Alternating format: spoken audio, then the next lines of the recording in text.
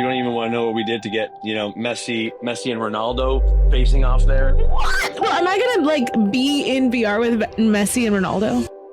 You know what? This could be dangerous, though. I could see older version of me being like, I met Messi one year. Usain Bolt. I mean, Usain Bolt's in here? What? Jordan was the one that we couldn't get done. Wow. Was it like the Jordan and people? I had people coming up to me afterwards in all the different that we were like, hey, dude, buddy, that's the furthest we've seen anyone go down the rabbit hole trying to get Jordan. Like that, you should be proud of how far you got. I'm like, what? I'm like, it's that complicated to get Jordan to say yes to things. I mean, I don't even think Jordan himself ever even heard of this project even happening.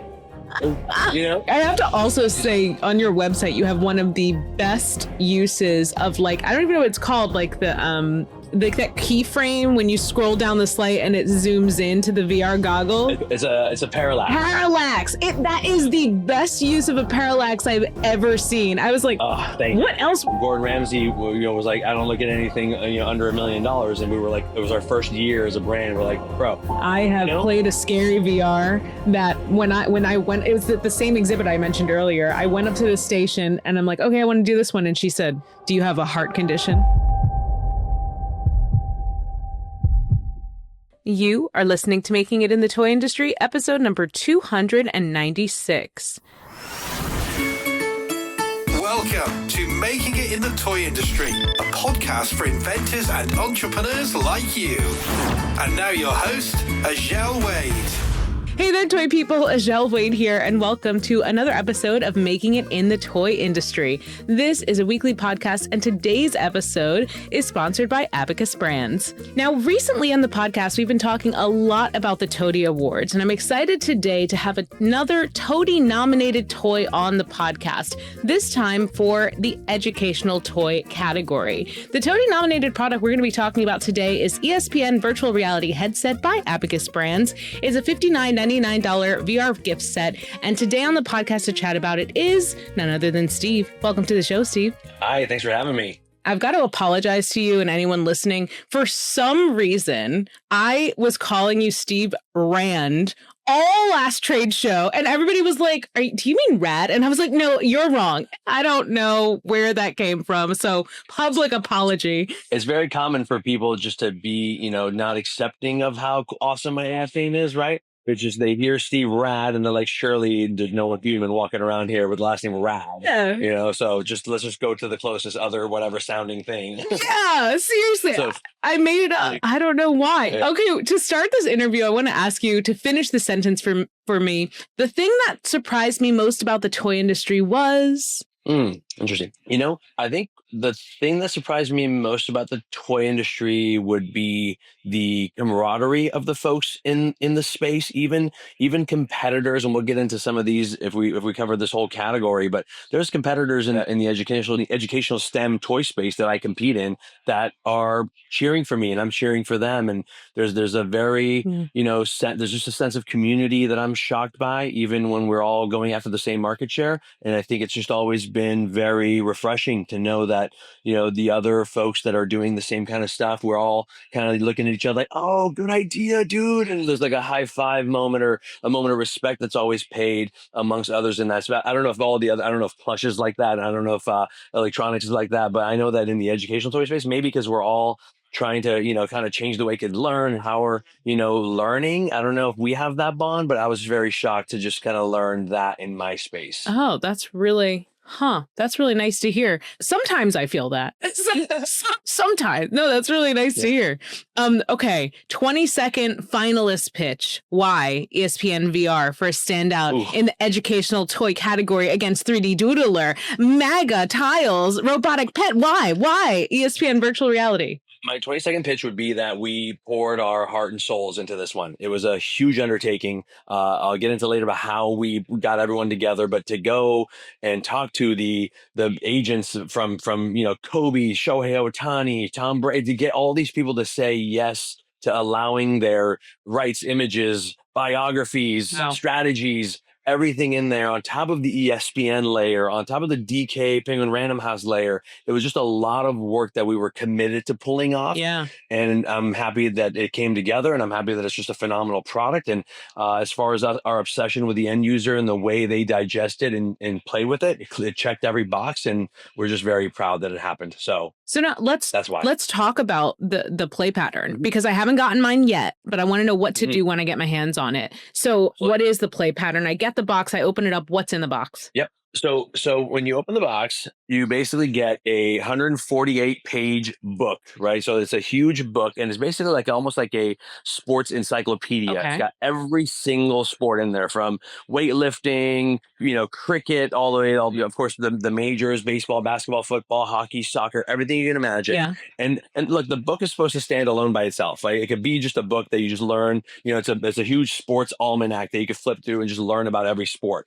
But then you comes with a VR viewer goggle, and you download the app, and you put that your phone inside that goggle, and then any page that you look at, you put that thing on your head. And let's say I just flipped over to this page about whatever darts, okay? Yeah. And the minute I look at that page, the app will recognize that I'm looking at that page, and it'll teleport me into that exact sport, and it'll teach me about the history of it. You basically teleport inside Sports Center. So you're in ESPN Sports Center. We had the privilege of having Ardo Ocal, who's one of the greatest correspondents and anchors I've ever seen at ESPN, host this thing for us. And he's inside you're inside Sports Center. You're basically standing with him, and he's like, okay, so here's like why table tennis is, revolutionary, and it was invented here and there.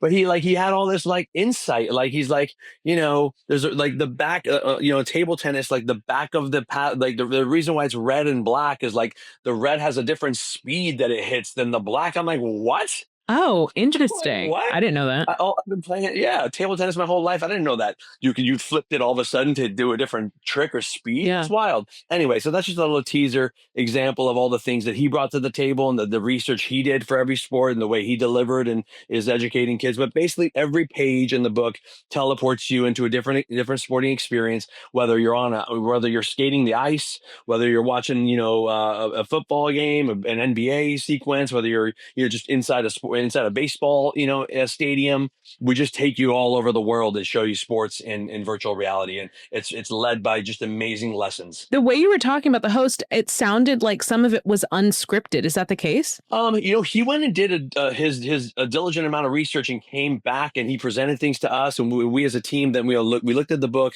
we looked at what we were going to achieve in the virtual reality and the actual tech aspect of it. And once we married those two things together, we were able to just green light his ideas and his script and say, cool, awesome. And he came out, he presented them, and then we take that back to the into the tech and make it come alive and do all these cool things, so that it makes you feel like you're inside an episode of SportsCenter. You're in it. You're inside, full 360, looking around, and there's a lot going on, and it's just such a fun way to learn. As a dad I have an 8-year-old and a 5-year-old. When they say like, "Hey, Dad, what's the blue line all about?" or "What's offsides?" You're like, thought you never ask. Oh my God. It took my husband a long time to teach me offsides. Like, I was like, why do they keep saying that? What does that mean? Why doesn't he get on the right side? Yeah. Yeah. Where's onsides? Years ago, I stumbled across an AR VR museum exhibition in Canada years ago. And there was one experience that this reminds me of. And it was like, you put on these goggles, and there was just an illustrator who illustrated a story, but it was almost like the illustrator was drawing all around you. So you would like watch the story unfold and move with it and watch it. Yeah. And I want to know, like, is that what's happening in here? 100%. Okay. So once you go into Sports Center, once you're in there, as they are telling you a story, for example, the history of baseball and where it started, and then it moves over here. And Art did a great job of just directing your attention over to the next thing. And as you look around the room, you're just kind of just immersed. It's just, it's the way people want to learn. It's the way, especially kids with the attention spans where they are today, we're competing against. Don't just tell me. I want to feel it. Like, get me emotionally involved. I want to see it. I want to feel it. I want to be in it. And it just makes for whatever that content is at that moment to be digested in such a visceral way. Like, it just hits, right? And it sticks with you because you were there. it's now like a memory. Like I went there and learned it. Your brain processes it and holds it as if it was a memory that you had versus just someone telling you something. So I want to hear from the 8-year-old. Did he tell you something or it's a boy? Yeah. Did you say son? My 8-year-old's a boy. Okay. Yeah. So did your 8-year-old son tell you something about his experience with his headset that differed from learning in school or learning by someone telling him that you could just kind of articulate and share with us? Yeah, like I think when I started the company when I had kids, and what I wanted to do was create items and create products that were perennial, right? There's always going to be a dinosaur audience. There's always going to be a music audience, right? So we take on things that are not trends. We take on teaching kids about art or history or animals or oceans or whatever. In this case, we wanted to make a sports item. Yeah. So how do you make the world's greatest sports item? How do I transport this person so they can transcend into this world of sports and learn it in a way that's going to really resonate and stick with them? So that's kind of the charm of everything we take on. Is it's very real, and there's always going to be an audience that has to learn it or teach it at some point. It's up to the parents or the educators to say when this lesson needs to come down the pipeline for that kid. But yeah, I mean, ultimately we were like, we need to teach kids about sports. So what's the best way to teach them without having to go? And look, a lot of kids don't have access to certain sports, right? Like I live in LA. We can't just go ski as easily as somebody that can in Vancouver or there's a lot of things that we just don't ever see around us, right? So to be able to have kids at a global scale just kind of reaching sports that they don't even have access to or know how to go play or get to is actually really cool as well. So it's a very exciting product. So you have become known for these VR goggles and headsets. How much has it evolved or changed in the tech of it since your first SKU? The technology is still the same. It's rudimentally, the same kind of, play pattern. For us, what keeps changing is the ability to interact within it and at what level the quality keeps upscaling. Yeah, tell me about that. Better. Yeah. Yeah, well, as the quality of the phones get better, because we're using mobile, devices, as the speed of the phones and devices get better, as the poly count, we call it, the amount of pixels or the way we could push that quality level up gets better. It just makes for better experiences. We're noticing people going in and saying, "Wow, this just was a very cool, dynamic experience," and learning about going underwater into oceans or or Shark's Kit, for example, where you're underwater and you're like in the cage and great whites are swimming up to you. It just feels like you're actually in the cage, right? So we're gonna make a music item soon next year where you're like traveling through music like the wind instruments and seeing the way we did the human body kit, where you can go inside the lungs and the respiratory system is sit in the heart and watch oxygen exchange. I didn't play with that one. I wish I had. Oh, I haven't. Yeah. So we'll do music, for example, and you were saying the way that you interact with it changes. What is there anything in how you interact with this kit that's different from the previous ones? Not in ESPN particularly. Okay. We're doing stuff. We're getting more and more down the rabbit hole of kind of like choose your own adventure style stuff. They're like a haunted kind of item coming out with a really cool license where you're going to actually make choices, and there's a button we're adding where you could actually trigger things and shoot and defend and move in a new kind of way. But yeah, that's what the new technology is allowing us to be able to do. Okay, I have a wonderment. Have you tested the ESPN kit with somebody that plays these sports and the immersive feeling of like being on the field during a football play? How do they relate that to actually playing the game? I haven't. Look. First of all, ESPN isn't just any license for us. ESPN to us is like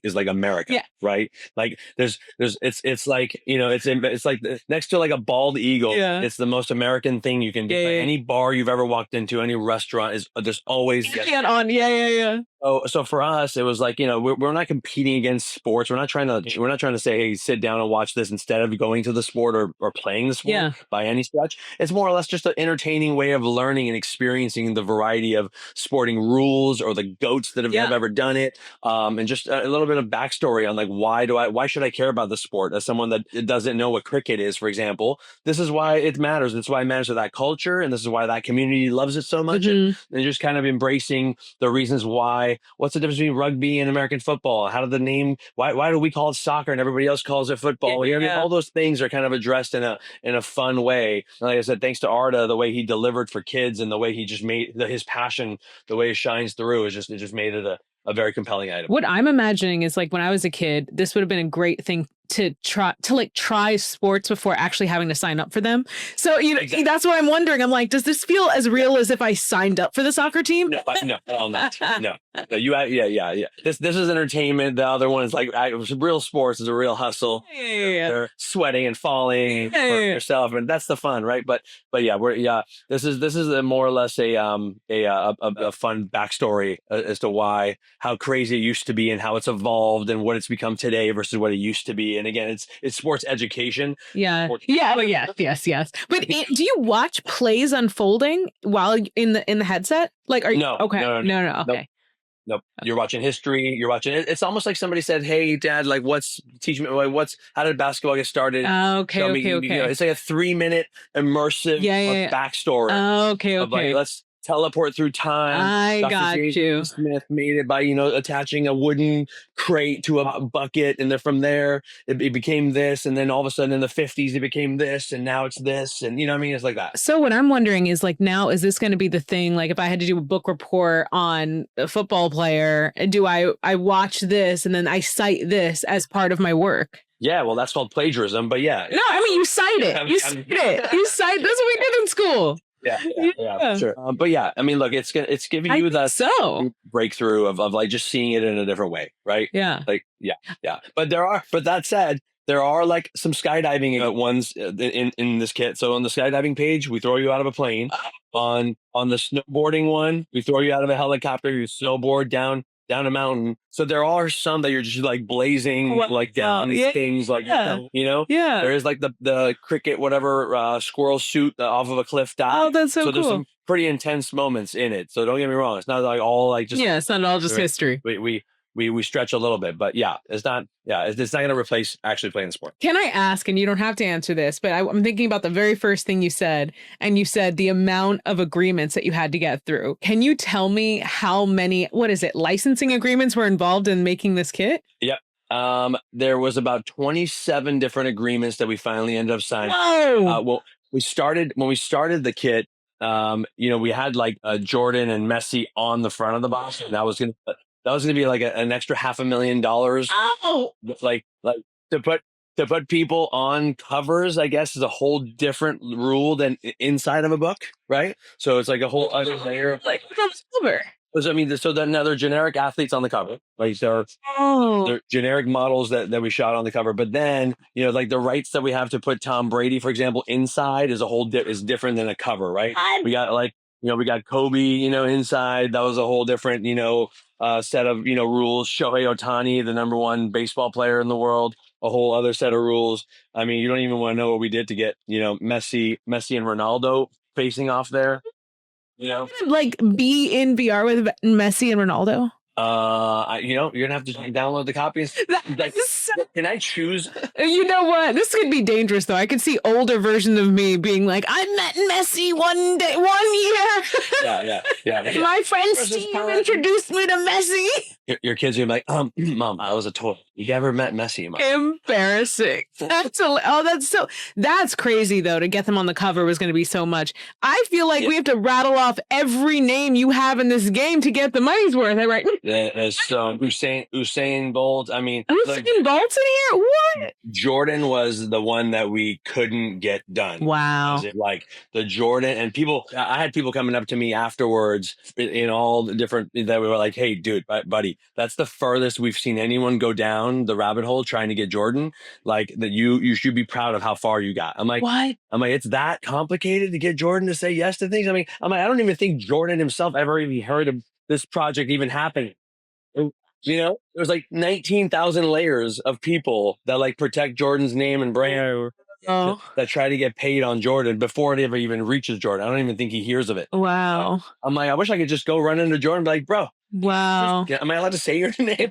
Like, I feel like I owe you money from just saying your name. That's wild, man. That's crazy. I have to also say on your website, you have one of the best uses of like, I don't even know what it's called, like the like that keyframe when you scroll down the slide and it zooms into the VR goggles. It's a parallax. Parallax. That is the best use of a parallax I've ever seen. I was like, what else was it made for? Is really how I felt. I was like, thank you. I agree. Genius. Yeah. Genius. Yeah. It's so cool because Apple does it best when they get the computer to like open up and pull when you scroll. Yeah. Explosion effect of like the items. So yeah. Yeah. For us to pull it off like that. Thank you, because it's like the most underrated thing that we've ever spent a fortune. Called it out here. Well, add it to the B-roll, editor. Add it to the B-roll. Appreciate it. Oh, that is awesome. So can I record the screen when I try it on? Because I would love to do a video of like reaction to actually watching. Yeah. 100%. Okay. Yeah. Definitely go into your thing, hit your screen record button. I do it all the time. Pop it back in. Perfect. And then just have fun with it. Yeah. It's so fun. So what has been the early feedback? We want this to be a TOTY winner. What have the retailers been saying? It just started shipping like a few weeks ago, and it's in a few retailers. It's in Costco right now on a pallet, so that's probably the best deal in town. But those are almost already gone, and then it moves into all of our specialty reps that bought it. And those folks on the specialty level will have it year round, and it's going to be an item that when Costco sells out next week, and everybody else has it for the rest of the year because we didn't print any more. It's a very limited supply. Okay. But look, for the early feedback is that the people, that we've gifted it to and shared it with, and the reviews we're already seeing on Amazon and on our own website are just tremendous. Yeah. I think again, people just love the fact that it's a trusted brand and a name, and the fact that we partnered with DK, which is Penguin Random House, and ESPN, and these athletes and brands that bring it all to life is just truly a crazy product. I remember saying to myself, we're going to make a toy that teaches kids sports, and then going and getting all these. I didn't think it was going to be all these, all these layers, right? So, but it's here. It's here. It's amazing. I'm proud. This is our 7th consecutive, TOTY nomination in this. Not 7th consecutive? 7th consecutive STEM educational toy nomination, with one win in 2022. We won for the Bill Nye the Science Guy. Oh, I remember that year. Yeah. And that was right out of COVID. I think folks really appreciated that we had a really cool educational entertainment at a time when you couldn't leave the house. So I think that's where that panned out. But, we lost the last 4 in a row, and I was always fine. But I don't know if I'm going to be okay losing this. No. Yeah. And I love the other ones in my category. I buy and play with everything else in my category this year, which makes me scared because I'm like, I've bought all these, Yeah. So, you winning this TOTY, essentially like Messi winning a TOTY. So I feel like. Right? It's like America winning a TOTY. It's America winning a TOTY. So I feel like people, if you really love your country, What more do you want from me? Right. What more do you want from me? That is like, yeah. This feels like one of those ideas that I would like pitch to my boss, and he would say, Azhelle, we are not going through all those deals. Cute. I know. Try again. And look, our rep at ESPN, Anuj, he made a joke about it on LinkedIn. He was like, there was a lot of moments where this was on life support. I'm like, it was? I'm like, no, he was on life support. He's like, you didn't need to know. I thought we were good the whole way. But he was like, there's a lot of times where this thing almost fell apart, and it was on life support, and we pulled it out, and thank God it's out. It's at Costco. It's doing well. Everyone's happy. Everyone loves it. And we I don't want to say we deserve to win anything for it, but I want everyone that was involved on my team to know that we worked our butts off for it, and we really put our best foot forward, and we made a consumer product that really truly shines and stands out. And the qualities in the work, when you pick one up and touch it or play with it, we can really attest to it. So for those reasons, it'd be an honor. It'd be just a fun moment to all celebrate that win. We are transitioning right where I want to go, into the human angle of toy design, product development. Why did you pick ESPN? Where did that idea come from? Who's a better partner for a toy item? We were at one point we were going to go make it league based and be like, okay, let's go make an NBA one, but then it's just a basketball toy or any other toy specific whatever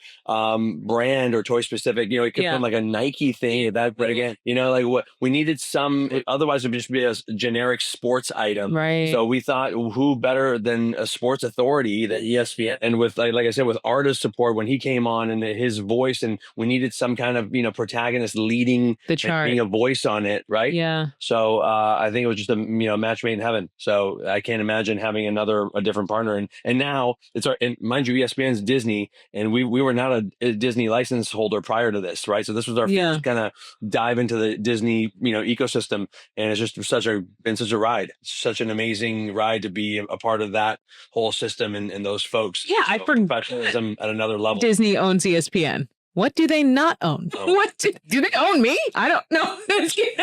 National Geographic, they own that. Wow. Yeah. Wow. That's wide. Wait, really? Wait, I did work for National Geographic, so technically I've done work for Disney. Thank you. You work for Disney? No, thank you. Thank you. Okay. I am just, I love it. I guess I'm feeling like you are the Netflix of VR. We definitely are entertained. We're starting to position, and not everything we do is VR. Like Pixicade, Oh, I love, our draw and turn into yeah. a video game. It's kind of a non, it's tech based but non VR. But yeah, I mean, look, VR. We started using VR as that additional layer.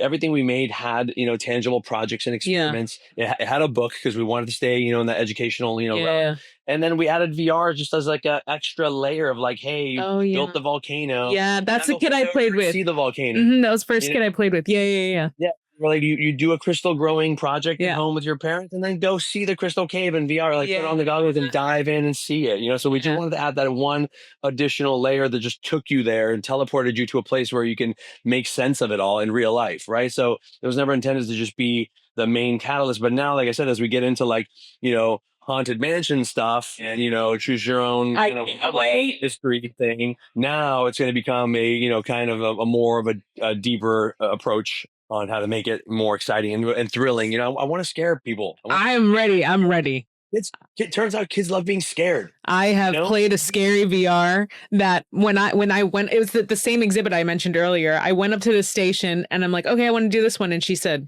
do you have a heart condition? Ma'am, you're like, not now. Will I have this experience? yeah. It was very concerning, but yes, I'm in. Yeah. I'm in. Okay. Yeah. Tell me one, well, you already kind of shared this, but I would love to hear a constraint, like one licensing constraint that actually led to a creative solution. Ooh, I mean, the licensing constraints, other than financial, it's like, give me $10 million. I mean, I remember with Gordon Ramsay on our thing with MasterChef.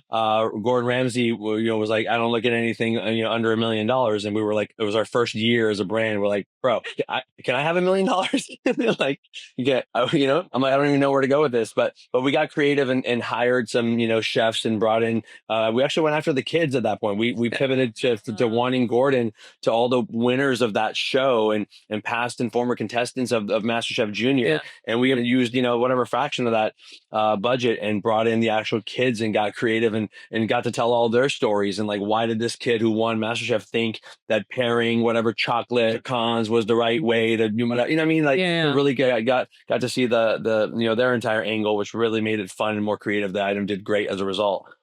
But yeah, I mean, if you have the cash flow and the bandwidth to spend whatever, like licensing, me at licensing shows, I love the licensing shows. Like, it's my favorite thing. But I think just with the right audience, if you can get the right product and the right license together, right? Yeah. And then the play pattern all just makes sense. It's just such a hit. Yeah. It's just such a fun way to create dynamic products when like, okay, if I get Haunted Mansion people to do this inside the thing with this kind of play pattern, they're gonna have a blast, right? I love that. I actually love licensing. As I'm thinking through what I want to ask next, it's making me realize that your product development process for a product like this must look like somewhat of a movie storyboarding process. It does. We wireframe everything. We storyboard everything. Our app dev team, the way they map things out. We did that Cold Case thing where it was a Cold Case VR, it was our kind of first adult game, 14 plus, where it was a murder mystery. And the way we built like 15 websites that are live in the wild right now still. And the way you go through that game, it's literally like watching them. Half of it's like watching a movie, half of it's solving a crime, and the other half is just breaking into iCloud accounts accounts and cracking a WhatsApp, and it's really crazy how deep. Oh, I haven't played that. So yeah, it's a lot of planning and a lot of wireframing pre production. So in doing all of that, what is something that you decided with ESPN virtual reality that you thought was going to make kids feel more immersed and less like they were just like reading a book about sports? Yeah, so that's why for every like 2 or 3 experiences where it's more about coaching and learning, we throw you out of a building, right? So it was just like, to feed it differently, because we don't want you in there bored. We don't want you in there, we have to keep you engaged. So it was like a lesson, and then like the top 10 list, and then jump out of an airplane, and then back inside the Sports Center studio, and then let's skate the ice with the Stanley Cup, and let's go watch let's go watch a 3-point shot sequence and learn a little bit something, in a stadium, on a field, out of a plane. Oh, I'm so excited to get mine. So it's just peppered. Is it better if I'm playing with it to put it on while standing? Because some of these experiences seem like, okay, no, it won't feel like more immersive if I'm like standing. No, okay. I mean, sure. Maybe. I don't know. I'm curious. Yeah, VR is recommended while seated. Yeah. I just like, if I start falling out of a building, I mean, that might be more fun if I know I'm not sitting. So no, I'll send you a YouTube video of what can go wrong if you walk around while I have seen videos of kids hitting into TVs. I would stand still. I just want to feel like I'm really there. This is our first influencer product with Alan Becker. Oh, and he just dropped a video. This guy has 31 million subscribers. Right? So looks like such a sweetheart. Yeah, he's the sweetest guy. Yeah. Nicest guy. And he just dropped a video on YouTube, and they got like 2 million views yesterday on the same day that it dropped. Did it sell a lot? Can you imagine? Yeah, the needle definitely moved on Amazon. Wow. So it spikes, for sure. Yeah. Yeah. But imagine having that kind of reach. Yeah. Drop a video and like the audience is like, just like, I can't. I'm working on it. I'm working on it. You and I both. No, you know what? 2 years ago, I was like, I'm going to do YouTube. I started it. I had a whole process. I took a course. I did a thing. I got it too easy. My first couple of videos had like 3,000 views after the first week. And I was like, oh, YouTube's not that hard. And then I just like slacked. And then the algorithm is totally different now. It's like, you don't exist. I have to start over. It was so easy. I've got like a couple videos with like 14,000 views, but it's crazy like what hits and what doesn't. That's why toy reviews, your video, I think is going to be a big one, because I see a lot of like those VR games that people are posting with like the recorded screen and their reaction. Like, I think that's going to be a great one. Do you guys do a lot of promo like that on your own YouTube channel? We do. We've got a decent thing on. We've got 4 or 5 channels that we manage in house. I mean, we have 5 folks here that are full time, just only doing social all day, every day. Wow. We've got the Abacus Brands channel. We've got the Cicade channel. Whoa. I've got the Steve Rad stuff that I'm doing for educating people. Where you see a lot more of that. Yep. It's still there. It's just, it's all on YouTube now. A lot of it's on just, about manufacturing and sourcing and being whatever. It's more of an entrepreneur side than it is just toy focused. Oh, love that. But yeah, I mean, it's you would crush on YouTube. You need to get back. I am now back on YouTube. Like personality and face. We're going back. That's it. We're back. We're doing YouTube. We're back. We did a video. I have one to review. I have like 5 reviews in the hopper. We're back. We're back on YouTube. I support it. Thank you. Team moment that you're proudest of with ESPN virtual reality, from prototype to the shelf. Moment that you said, my team is crushing it. It was when I saw the first draft of the first ever experience. They sent me, this is like whatever, during the summer. The team led by some folks in the Vancouver office, they sent me the first kind of VR experience, like, hey, this is the first one we finished, check it out. If you like it, we'll go down this path, and this is the direction we'll do as a kind of a art direction for all of them. If you don't, let me know. And I remember sending I was on the road and I watched it and I was like, what? Hold on. I'm like, hold on. Aww. What? And I remember watching it again, and I remember getting goggles because I wanted to see it, in VR. Sometimes you watch it on YouTube and you're just moving the mouse around, trying to see everything. But I watched it, and I remember getting like my son and my people like, guys, what just happened? I sent this email to the team that was basically like, this is the highest bar as a team we've ever raised. I can't even believe this came out of Abacus Brands, guys. I'm so proud of you. And the team that I sent it to was like, oh, don't forget, this person, that person, that person. I'm like, dude, send it to everybody. I'm like, I'm just so, it was a true proud dad moment as a business owner, father, to be like, I can't believe we made this. And then I shared it with the folks at ESPN, and they were like, what? Really? Yeah. So it was just incredible. Do you think it was something about the brand of America that like kind of ignited a fire under everybody to like do something big?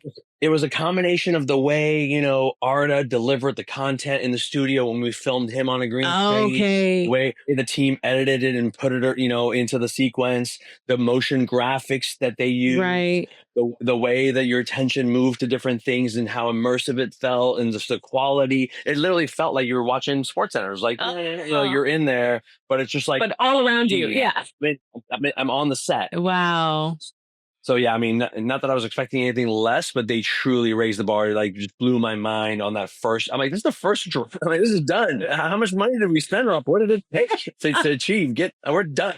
This says a lot about having the right person to kick off a project, because like having the right host might have inspired people. They got that raw footage and they're like, oh, we can't, 100%. Yeah. That was the way with the Bill Nye stuff. Bill Nye did such a good job delivering, and his just passion. You work with anybody that has a passion about whatever subject, the way it shines, the way they deliver, makes you just be like, light up. I messed this up. I can't like go and undersell this. Like, this guy already brought the heat.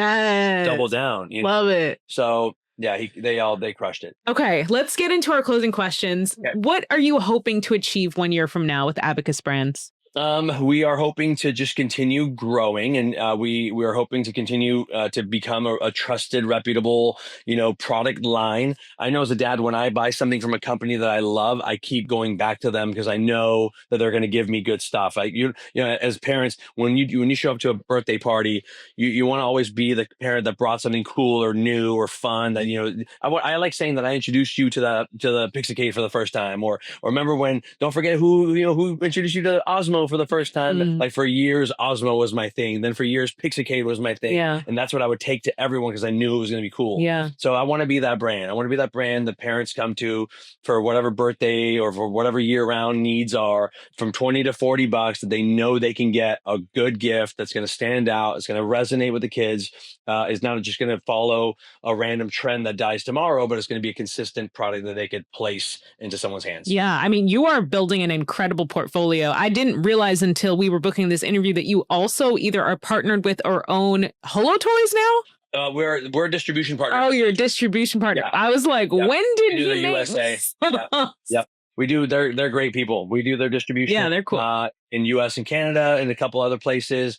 And we help them. We're actually helping them develop and manufacture the new Barbie Magic Style Studio. It's our first ever time that you could dress up Barbie with magnets and scan her as she comes out in augmented reality wearing the outfit. Stop it. Love it. And then you spawn her like in next to you, take selfies with her. Oh, I got to message them and get a copy of that. I got to get that. So cool. Oh, absolutely the great thing. The direction of Holo Toys right now with that new item. We're across the street from Mattel in LA, and it's just been a great partnership. Yeah, also didn't know you were in LA. You have New York vibes to me. When you emailed me and you were like, what time zone are you in? I was like, what do you mean, dude? Like, are we not? What do you mean? You keep sending me these requests. I'm like 4:30 in the morning. I was like, how are you not in New York? Have New York energy. For sure, 100%. Yeah, 100%. And I spent the last few years in Vancouver, which was like a village basically. In this area, but we got a great team up there. But the city in Vancouver is just so laid back. Yeah. It's just like low. It's just not my speed. I mean, you needed that. You needed maybe a minute. We'll see. Ask me in 10 years. That played a role in my life. What piece of advice do you wish that more people knew about when they're starting a toy business? I think it's not as hard as you think if you care about how the consumer is going to react with it. Don't get caught up in how. The how will come. You'll figure out, the tools and the resources. Don't ever worry about the money and the financing. Just worry about making something dope. Whatever it is, whatever the story is that you want to tell through that item, however you want people to feel, connecting with it or playing with it, whatever that experience is, be it short or long, whatever.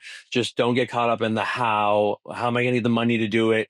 Who's going to make it? All that stuff comes. All that stuff just materializes once you know exactly what it is the story you want to tell. Oh, love that. And what toy or game blew your mind as a kid? Oh my God. I mean, I was a G.I. Joe kid, but oh my God. I was a film guy. Like I received a whatever fake camera as a kid, and then was starting, making my TikToks at age, 8.